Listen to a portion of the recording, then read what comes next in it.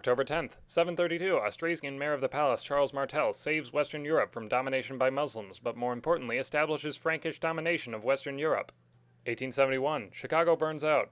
I suppose I should mention that Peshtigo, Wisconsin, and Holland and Manistee, Michigan also suffered from massive fires, but none of them rebuilt themselves into a major U.S. city. October 11th, 1906, the San Francisco Board of Education orders that Japanese students have to go to racially segregated public schools and will refuse Roosevelt's demands to reverse the segregation plan until Japan limits immigration of laborers. Japan, in turn, will refuse to limit immigration of laborers until San Francisco reverses the segregation plan, resulting in something of a diplomatic crisis. October 12th, 1692. The Salem witch trials come to an end because, and you can look this up if you don't believe me, Massachusetts Governor William Phips sent them a letter telling them to disband their courts. 1928. A child stops breathing at Children's Hospital Boston, but does not die thanks to the first use of a negative pressure ventilator, better known as the iron lung.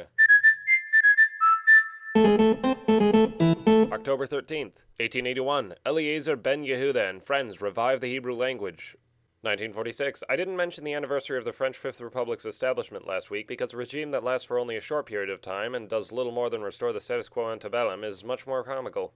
1972. Uruguayan Air Force Flight 571 crashes with incredible violence somewhere in the Andes, immediately killing 12 of the 45 people on board, but in this case one could convincingly argue that they were luckier than the survivors.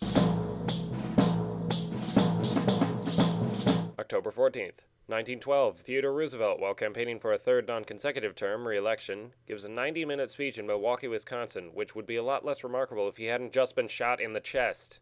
1926, A. Milne publishes his children's book, Winnie the Pooh, blissfully unaware of the eventual corruption of his characters.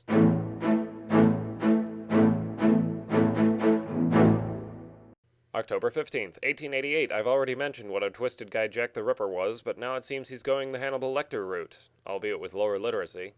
And to show that I am indeed aware of this show's target audience, I must request that in honor of Pregnancy and Infant Loss Remembrance Day, you all lay off the dead baby jokes. For today. October 16th, 1869. One William Newell pretends to discover a petrified giant buried beneath his property.